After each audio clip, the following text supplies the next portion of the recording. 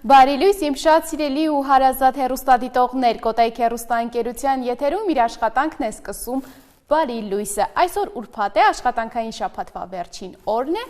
առջևում է սպասվում են երկու հանգստյան օրեր, իսկ մինչ հանգստյան օրերին անցնել է ինչպես յուրաքանչյուր աշխատանքային օր, այնպես էլ այսօր մենք բոլորիդ մաղթում ենք բարի լույս եւ ասում շնորհակալություն, որ արթնանալու պես անմիջապես միացել եք մեզ։ 360 տարի անց կարծես վերջապես բացահայտվել է արվեստի պատմության ամենահայտնի դիմանկարներից մեկի Յոհանես Վերմերի Մարգատյա ականջողներով աղջկա առեղծվածը։ Արվեստի պատմաբան Էնդրյու Գրեհեմ Դիքսոնը պնդել է, որ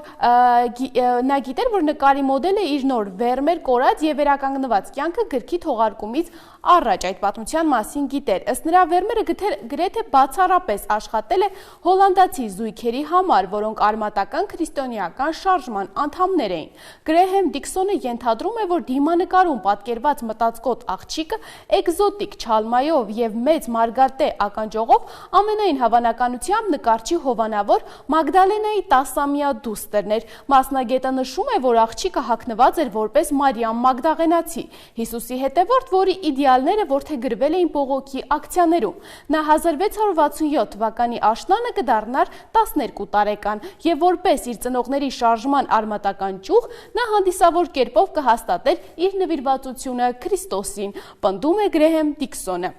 Մասնագետի խոսքով Վերմերի բոլոր աշխատանքները ոգեշնչված էին Մարիա դե Կնուտի եւ նրա շրջապատի կրոնական համոզմունքներով, որոնց թվում էին նաեւ Վերմերը։ Այնուամենայնիվ Գրեհեմ Դիքսոնի վարկածը վիճահարույց է։ Մուսաններ, թաքնված կերպարներ մեծ գլուխգործոցներում գրքի հեղինակ Հուդ Մինգտոնը կարծում է, որ նկարը պարտադիր չէ, որ արտացոլի իր իրական անձի։ Այս դիմանկարի գրավչությունը կայանում է Մուսայի հանելուկի մեջ։ Այն կոնկրետ անձի ուղակի դիմանկար չէ, այլ տրոնի հորինված կերպարի պատկեր։ Նույնիսկ Մարգատյա ականջողով աղջիկը գրքի հեղինակը նշել է, որ նկարը հաջող է, քանի որ այն մնում է չլուծված։ Դուք երբեք չգիտեք, թե նա ինչ է մտածում կամ զգում։ Եթե պատասխանը ակնհայտ լիներ, դիտողը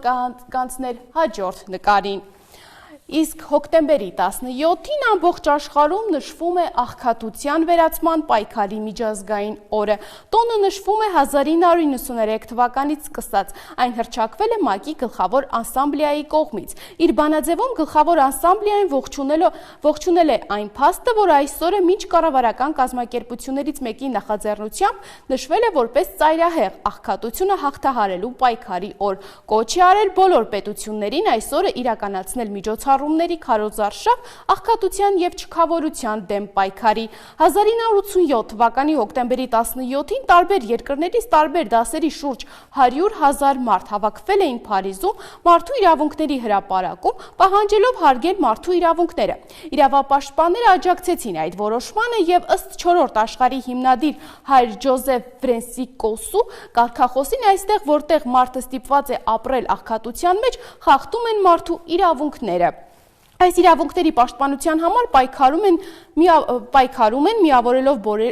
բոլորի սրբազան պարտքը։ Այդ օրը Տրիկոդերոյի հրապարակում հուշաքար է դրվել։ Այնուհետև աղքատ բնակչությունը օժանդակելու համաշխարհային միջազգային շարժման 4-րդ աշխարհի նախաձեռնությամբ ծայրահեղ աղքատության հաղթահարման դեմ պայքարի օրը նշվում է ամեն տարի հասարակական կազմակերպությունների կողմից ընդཐུպ միջև ՄԱԿ-ի գլխավոր ասամբլեայի կողմի բանաձևի ընդունմամբ։ Իսկ հոկտեմբերի 17-ին ծնվել է նաև ամերիկացի рэփեր, երաժշտական պրոդյուսեր, կոմպոզիտոր եւ դերասան Էմինեմը։ Նա առկա է տարբեր ամսագրերի կողմից կազմված բոլոր ժամանակների աշխարհի մեծագույն երաժիշտների ցանկերում, այդ թվում Rolling Stone ամսագրի ցանկում, որտեղ Էմինեմը զբաղեցնում է 83-րդ հորիզոնականը 100 մեծագույն կատարողների ցանկում։ Նույն ամսագիրը անվանել է նրան նաև հիփ-հոփի արքա։ Եթե իր ալբոմների հետ հաշվենք իր խմբի ստուդիական ալբոմները, ապա Էմինեմը ունի 10 ալբոմ, որոնք զբաղեցրել են Billboard 200-ի առաջին հորիզոնականը։ Իսկ այս պահին հարգելի հեռուստադիտողներ, առաջարկում եմ դիտեք Էմինեմի կատարումներից մեկը, վերադառնանք եւ ես արդեն ներկայացնեմ մեր այսօրվա հյուրին։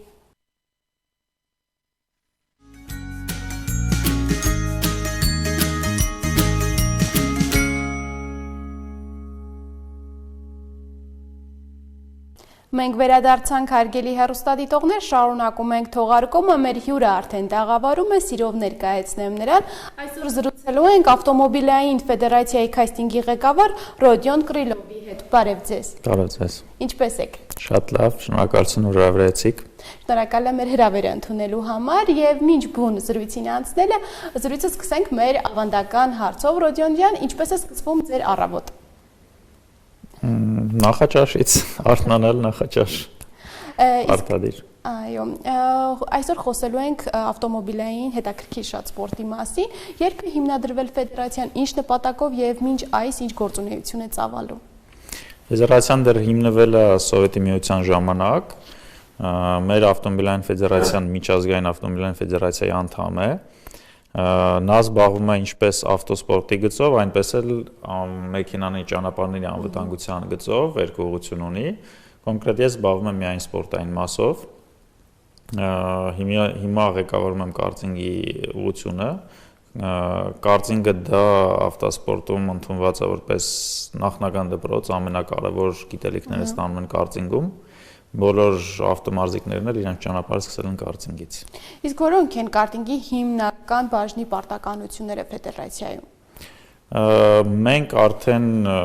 ես ֆեդերացիայում արդեն 3-րդ տարին է ու մենք արդեն այս տարի նույնիսկ Եվրոպայի առաջնությանը մասնակցեցինք։ Մենք փորձում ենք հիմա հասնել միջազգային մակարդակին, որտեղ բաստողումներ կան։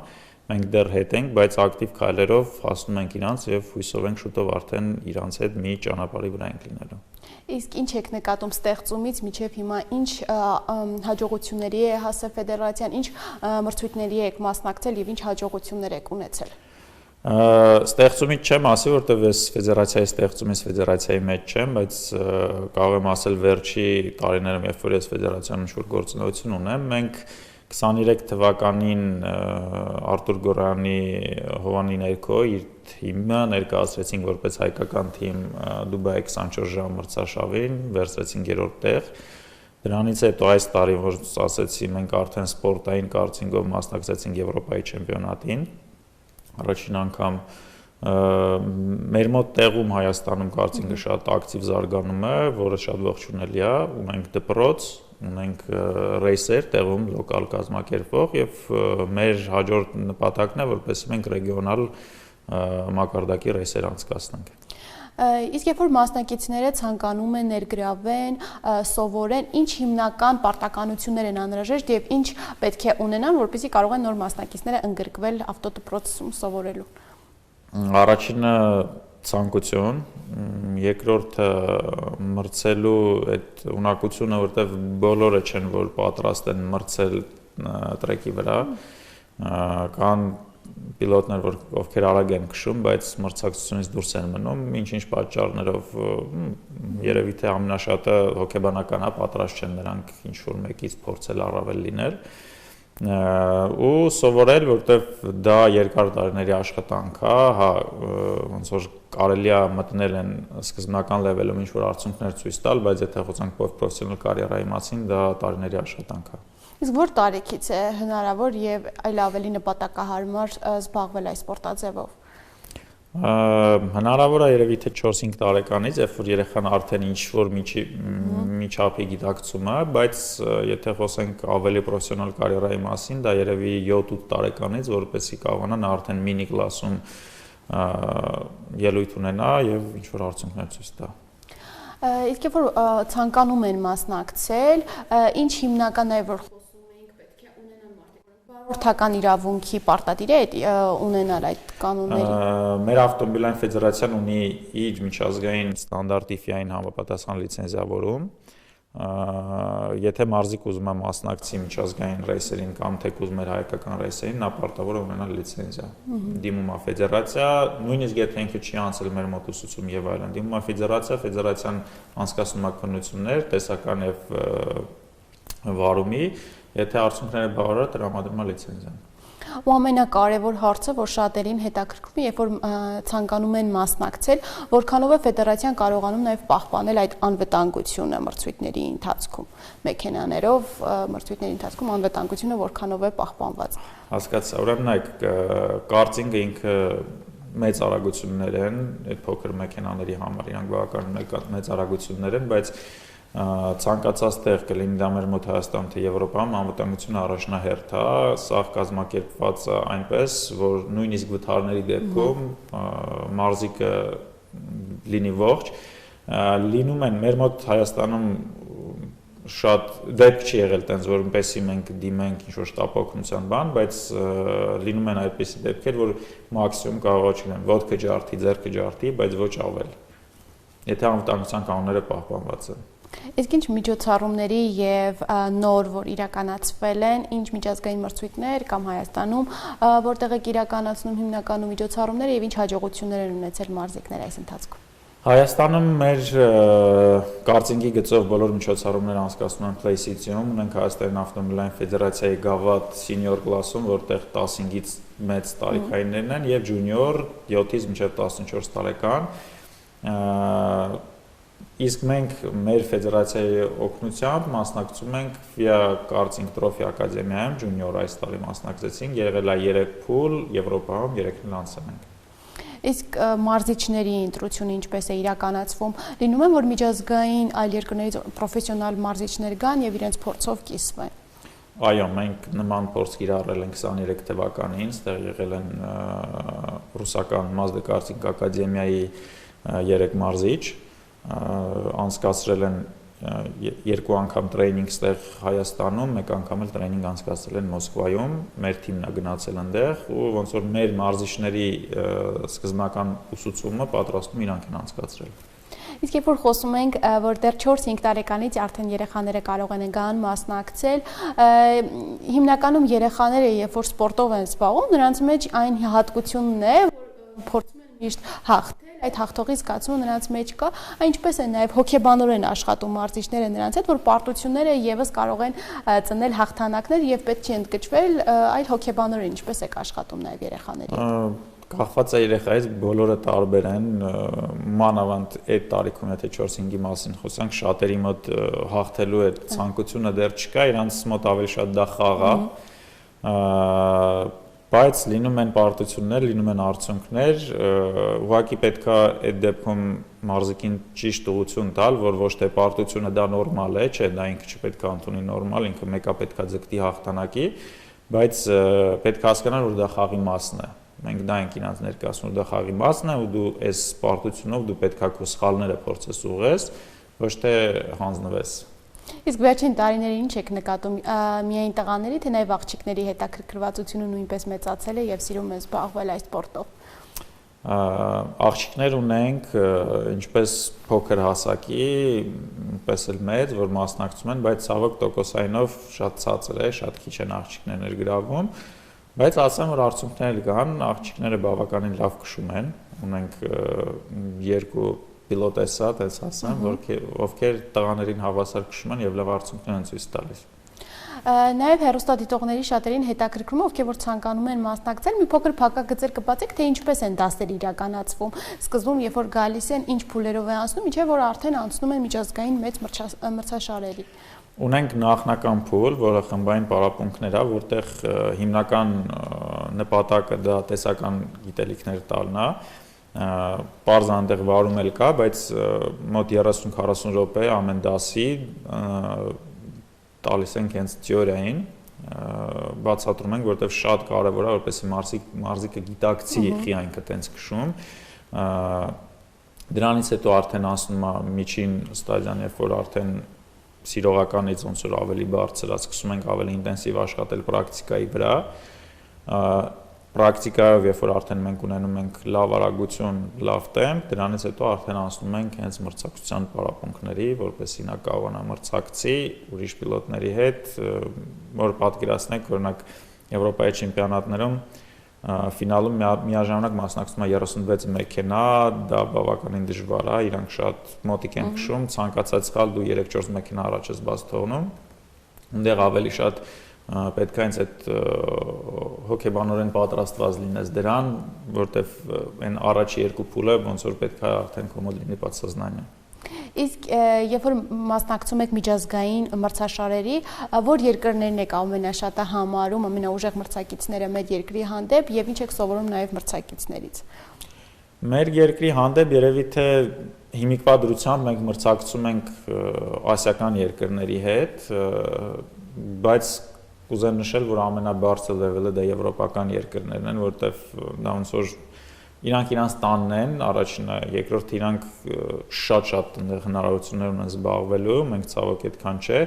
ու մեր նպատակն է, որպեսզի մենք այդ ասիականից մի քիչ բարձր գնանք, արդեն փորձենք եվրոպականների հետ մրցակցել։ Իսկ ինչ քայլեր են դրա համար անհրաժեշտ, որպեսզի մենք էլ հասնենք այն մակարդակին, ինչը որ եվրոպական երկրներում է իրականացվում, ինչ կա խանգարող հանգամանք։ Խանգարող չկա, հիմիկվա դրությամբ մեզ ֆեդերացիան, միջազգային ֆեդերացիան այդ հնարավորությունները տալիս է, որպեսզի մենք գնանք մասնակցենք, ուղղակի ժամանակ, պարապմունք, որտեվ այս 2-3 տարին, որ մենք սկսել ենք զբաղվել, ցավոք դա հերիք չի, եթե համեմատենք եվրոպական օրինակ նույն junior կլասի մարզիկները, որ 6-7 տարի փորձ ունեն, մեր մարզիկները 1.5-2 տարի փորձով զիջում են դեռ։ Ժամանակ, պարապմունքներ պատրաստվել, ու ես կարծում եմ արդյունքը կլինի։ Իսկ ֆեդերացիայում պարապմունքները որքան ժամանակ են տևում եւ կան միայն պրոֆեսիոնալ թե կան նաեւ սիրողական պարապմունքներ։ Այդ խմբայինը, որ ասեցի, դա ինքը շատ սիրողականների համար է, բայց պրոֆեսիոնալների ոնց որ առաջի քայլն է, իրանք մտնում են ու դրանից հետո պարզ է լինում մարզիկը ուզում է շարունակի, թե ոչ, եթե ոչ ինքը մնում է սիրողական մակարդակի, եթե այո, արդեն սկսում ենք ավելի ինտենսիվ պարապմունքներ։ Խմբայինների դեպքում շաբաթը 1 պարապմունք է, 5 շաբաթից հետո ոնց որ այդ կուրսը ավարտվում է, ու դրանից հետո եթե մարզիկը շարունակում է ինտենսիվ պարապմունքներ, այդտեղ շաբաթական 2 անգամ մինիմում պետք է պարապել։ Իսկ արդեն ունեք այնպիսի մարզիկներ, ովքեր որ սովորելուց հետո մեծ հաջողություններ ունեն եւ մեծ հաղթանակների են հասել։ Մեծ հաջողություններ, հաղթանակներ միջազգային ասպարեզում դեռ ոչ, բայց այն, որ մենք կարողանում ենք այսօր գնալ այդ միջազգային ասպարեզում եւ ներկայանալ, դա արդեն արդյունք է մեզ համար։ Ինչպես յուրաքանչյուր սպորտ, նաեւ ավտոմոբիլային սպորտը հնարավոր ունեն հակացություններ, մարդիկ կան, որ պետք չի զբաղվեն այս սպորտով, ինչ որ խնդիրներ ունեցող, եթե կան մարդիկ։ Առողջական խնդիրները միանշանակ, որտեվ կողքից դա թվում է, որ ուղղակի մեքենա ես վարում, հա, բայց ինքը իրականում շատ ծանր ֆիզիկական նագրուսկաներ է ու այնպիսի մկաններ է, որոնք օրինակ ջիմում չես զբաղվի, չես կարող այդ մկանները զարգացնել, ֆիզիկական ու հոգեկան այդ խնդիրներ չկա։ Այսինքն ֆիզիկական պատրաստվածությունը ամենայն հավանաբար։ Իսկ ինչ համագործակցություններ կան ապագայում եւ ինչ միջազգային եւ նաեւ Հայաստանում ինչ համագործակցություններ ունեք ֆեդերացիան, որ կազմակերպությունների հետ է համագործակցում։ Սպորտի նախարարության հետ, գիտության նախարարության հետ մենք այս վերջերս մի հատ պրոյեկտ ընդհանուր արդեն ուժի մեջ է մտնում, շուտով գործելու է, ունենալու ենք Ֆիզկուլտ ինստիտուտում լսարան, որտեղ պատրաստվելու են արդեն հենց ուսանողները, ում հետաքրքիր կլինի, կարողանան ներգրավել, պլյուս բարեկային ծառայության հետ, բարեկային ծառայության հիմնական քննությունները մեր ֆեդերացիայի նախագահն է ընդունում հիմնականում, կամ ֆեդերացիայի նախագահի օգնականը, հիմնական ուղղությունները դա է, то есть մենք համ ճանապարհի անվտանգության հիմնական բանում ունենք գործընկեր, համ էլ ուսուցումում։ Իսկ դպրոցներում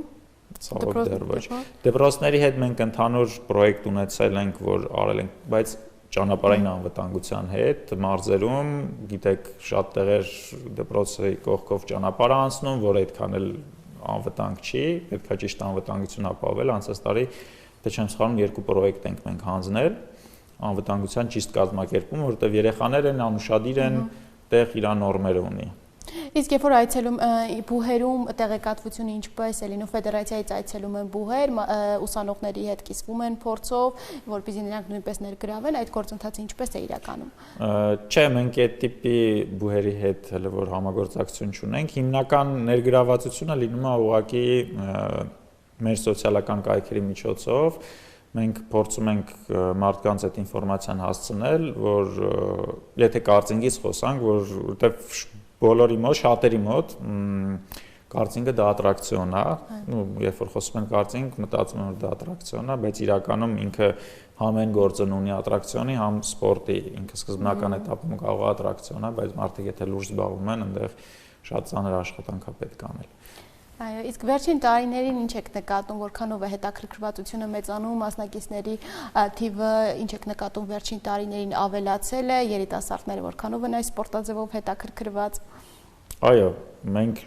շատացնում ենք մեր մարզիկների քանակը, որակային էլ հակին ամփոփվել, որտեղ կա շատ արդեն մեծ մրցակցություն Հայաստանի մեջ, Հայաստանի մարզիկների մեջ, նույն եթե վերջնենք վերջի անցկացրած մրցույթները ստեղ, չգիտեմ թվերով ձեզ ինչքան հասկանալի կլինի, օրինակ, բայց սինյորում մեր մոտ պիլիտոնի երկարությունը մոտ 10 վայրկյան էր, այսինքն առաջի մարզիկը ֆինիշը որ անցավ, վերջին անցավ ընդհանրապես 10 վայրկյանի ընթացքում ընդհանուր եղել է 12 մեքենայի ժամանակը։ Ինքը բավականին խիտ է, նշանակում է բավականին մեծ մրցակցություն կա։ Իսկ առաջիկայում ինչ նոր մրցույթ է սպասվում այս տարի։ Այս տարվա մեր չեմպիոնատները երկուսն էլ ավարտվել են, ջունիորն էլ, սինյորն էլ, լինելու են ինչ-որ լոկալ ուղղակի սեզոնի փակման մրցույթներ, հիմնական մեծ մրցույթները արդեն հաջորդ տարի։ Իսկ ինչ արդյունքներ եք ունեցել այս վերջին երկու մրցույթների արդյունքում, որ արդեն տեղի են ունեցել։ Հաղթանակներ, ինչ Դե շատ մասնակիցների շատերը մեր մարզիկներն են, իհարկե հաղթանակներ էլ, որտեվ իրանք են մեջ եղել։ Կարող եմ ավելացնել, որ մենք այս տարի շատ մեծ մրցույթ անցկացրեցինք, կոչվում էր Pan-Armenian Race, որտեղ ամբողջ աշխարհից հայեր էին ներգրավվել եւ մենք ձևավորեցինք թիմ, որը դեկտեմբերին մասնակցենք էլի Դուբայ 24 ժամին, ոնց որ 23 թվականին եւ 5 լավագույններ այդ Pan-Armenian-ից մեր մոտ ներգրաված են այդ թիմի մեջ, մենք հիմա ակտիվ պատրաստում ենք իրանց, որպեսզի ներկայանանք Դուբայում։ Իսկ մարզերում իրականացնում եք, որ մարզերում եք հիմնականում մրցույթներ իրականացնում։ Չէ, ցավոք մենք տրանսպորտաբիլնի չենք, մենք չենք կարող ուղղակի գնանք որտեղ ուզենանք անցկացնենք, որտեղ մեզ պետքա տրեք, անվտանգություն։ Մարզերից մեզ մոտ գալիս են, Արարատի մարզից էլ, Կոտայքի մարզից էլ մենք ունենք մարզիկներ, մնացած մարզերից, մեկ էլ ոնց որ Գյումրիից ունենք, մեկ մարզիկ, մնացած մարզերից ցավոք չունենք, ինքը տրանսպորտային անհարմար է, հասկանում եմ, բայց ցավոք մենք ուրիշ տեղ կարտադրում չունենք, մենակ Երևանում։ Ռոդիոն ջան, իսկ ինչպես եք պատկերացնում ավտոմոբիլային սպորտի ֆեդերացիան մեր երկրում մի քանի տարի անց ապագան, ինչ նոր միջոցառումներ եք պատրաստվում իրականացնել եւ հատկապես հետագա ապագան ինչպես եք սպորտի պատկերացնում։ Ես sense ասեմ, մեր հիմնական նպատակն է, որպեսզի ճանապարհները ավելի անվտանգ դառնան, որտեղ մեր գործունեությունը օժանդակ դրան էլ է օգուտ տալիս։ Ու մեր նպատակն է, որպեսզի մեզ տեսնեն ոչ թե ուղղակի գոնկաներ կազմակերպող, ոչ թե գոնկաներ ղեկավարող, այն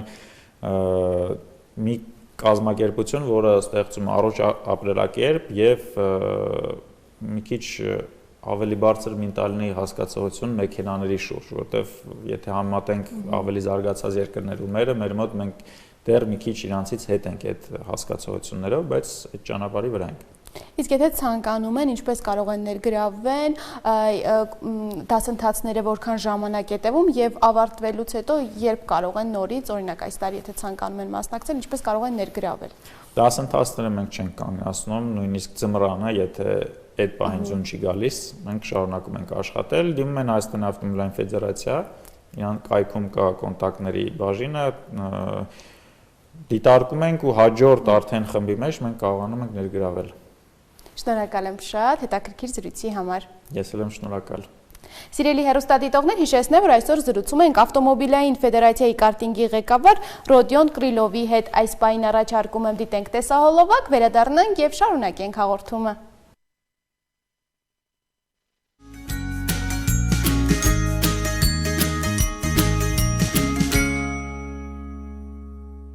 Հարգելի հեռուստադիտողներ, լսեցինք երաժշտություն, վերադարձանք եւ շարունակում ենք հաղորդումը։ Նշեմ, որ այս աշնանը Երևանը կրկին կդառնա ֆանտաստիկ աշխարհների մայրաքաղաք, քանի որ մեկնարկում է Ռեանիմանիան, 17-րդ միջազգային անիմացիոն ֆիլմերի եւ կոմիքսերի փառատոնը։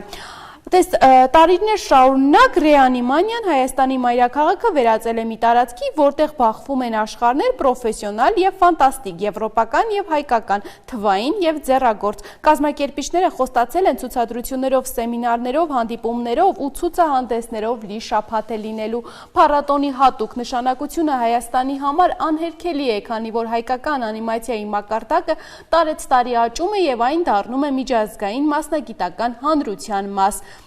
Բացման արարողությունը տեղի կունենա կինոյի տանը, որից հետո հանդիսատեսը կդիտի Սիլվեն Շոմեի ֆրանս-բելգիական Մարսել Պոնյոլի «Փառահեղ կյանքը» ֆիլմը։ Հյուրերի թվում կլինեն Պիքսարի ռեժիսորը, Օսկարի դափնեկիր Միքայել Դուդոկ Դվիդը, որը Կարմիր կրյան եւ Օսկարի դափնեկիր Հայր եւ դուստր ֆիլմերը կցուցադրվեն Երևանում, ինչպես նաեւ